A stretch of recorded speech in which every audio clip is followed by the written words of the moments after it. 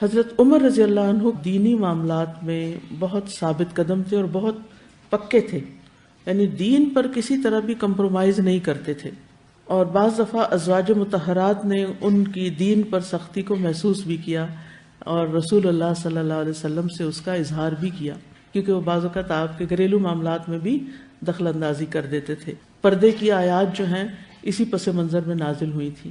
حضرت عمر رضی اللہ عنہ بعثت نبوی کے 6 سال مسلمان ہوئے تھے، اور اس وقت ان کی عمر صرف 27 ایئرس تھی، 27 سال کے تھے، یعنی ایک طرح سے نوجوان تھے، اور یہ نبی صلی اللہ علیہ وسلم کے ساتھ بدر، احد اور دیگر تمام جنگوں میں حاضر رہے، کئی چھوٹے لشکروں میں بھی گئے تھے اور بعض لشکروں کے امیر بھی بنے تھے، اور یہ نبی صلی اللہ علیہ وسلم کے ہمراہ احد کے دن جو لوگ ثابت قدم رہے تھے ان میں سے ایک تھے اور سابقون الاولون میں سے تھے۔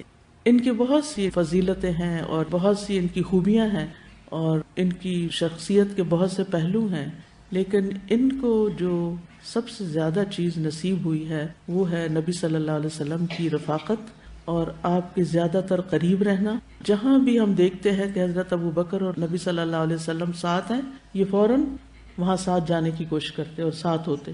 یہی وجہ ہے کہ ہم دیکھتے ہیں کہ اللہ سبحانہ وتعالیٰ نے ان کی اس خواہش، ان کی اس محبت کو قبول کیا اور مرنے کے بعد بھی ان کو نبی صلی اللہ علیہ وسلم کے قریب دفن ہونے کا موقع ملا۔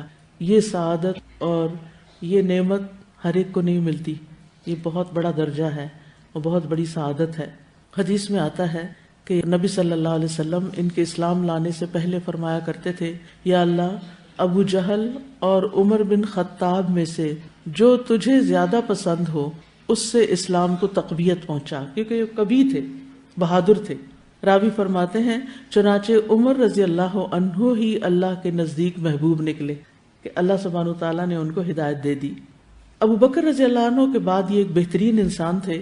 ابن عمر کہتے ہیں کہ نبی صلی اللہ علیہ وسلم کے زمانے میں جب ہمیں صحابہ کے درمیان انتخاب کے لیے کہا جاتا تو سب میں افضل ہم ابو بکر رضی اللہ عنہ کو قرار دیتے، پھر عمر بن خطاب کو، پھر عثمان رضی اللہ عنہ کو، اور پھر سو آن حضرت علی رضی اللہ عنہ اور دیگر صحابہ کو۔ اللہ سبحانہ تعالیٰ کے علاوہ یہ نبی صلی اللہ علیہ وسلم کو بھی بہت محبوب تھے۔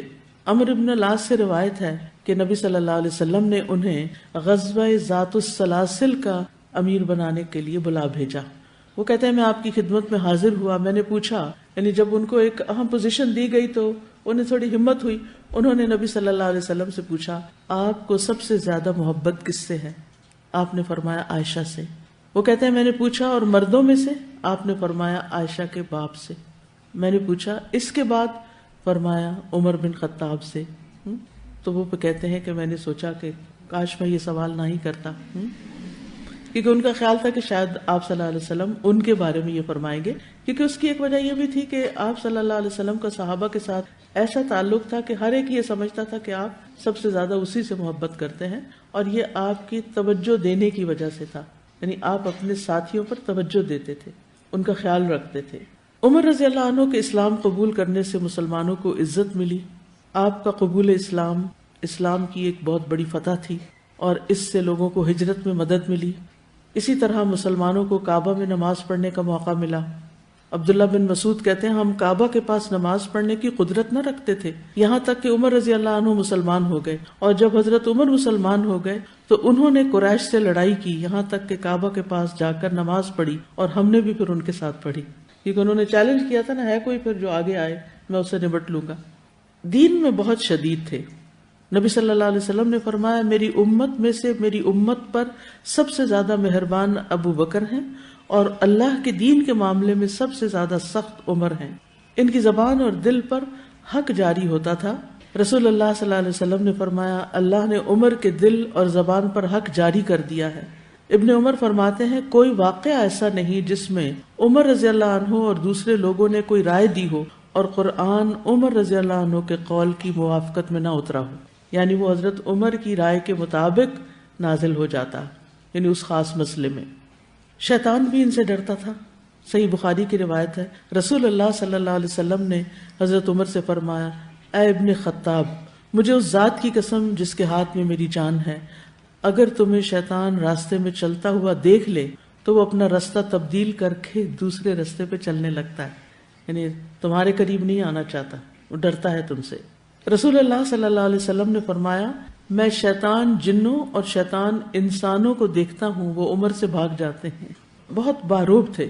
ابن کثیر کہتے ہیں آپ اللہ کی رضا کے معاملے میں بہت منکسر المزاج تھے، کھردری زندگی گزارنے والے، سوکھی روٹی کھانے والے، اللہ کی ذات کے معاملے میں بڑے سخت، کپڑوں میں چمڑے کے پیوند لگواتے، اپنے کندھوں پر مشق اٹھا لیتے، باوجود اپنی ہیبت اور شخصیت کے گدھے کی ننگی پیٹھ پہ سوار ہو جاتے، اونٹ پر کھجور کے پتوں کی نکیل ڈالے ہوئے سواری کی، بہت کم ہنسنے والے تھے، کسی سے ہنسی مذاق نہیں کرتے تھے، لوگوں سے مذاق نہیں کرتے تھے۔ ان کی انگوٹھی کے نگینے پر یہ نقش تھا، اے عمر، موت ہی نصیحت کرنے کو کافی ہے۔ حضرت علی رضی اللہ عنہ اور حضرت عمر رضی اللہ عنہ کے درمیان ایک اچھا تعلق تھا۔ ابن عباس کہتے ہیں کہ جب عمر رضی اللہ عنہ کو شہادت کے بعد ان کی چارپائی پر رکھا گیا تو تمام لوگوں نے نعش مبارک کو گھیر لیا، یعنی سب لوگ آس پاس آ گئے اور ان کے لیے دعا اور مغفرت کرنے لگے۔ نعش ابھی اٹھائی نہیں گئی تھی، میں بھی وہیں موجود تھا۔ اسی حالت میں اچانک ایک صاحب نے میرا شانہ پکڑ لیا، کندھا پکڑا، میں نے دیکھا تو وہ علی رضی اللہ عنہ تھے۔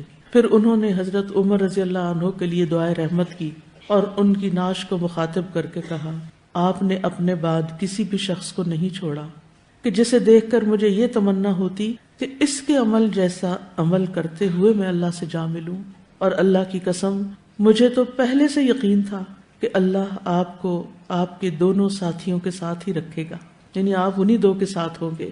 میرا یہ یقین اس وجہ سے تھا کہ میں نے اکثر نبی صلی اللہ علیہ وسلم کی زبان سے یہ الفاظ سنے تھے کہ میں، ابو بکر اور عمر گئے، یعنی کسی بھی کام پر، کسی بھی جگہ پر، میں، ابو بکر اور عمر داخل ہوئے، میں، ابو بکر اور عمر باہر آئے، یعنی نبی صلی اللہ علیہ وسلم حضرت ابو بکر کے ساتھ ان کا بھی ذکر کیا کرتے تھے۔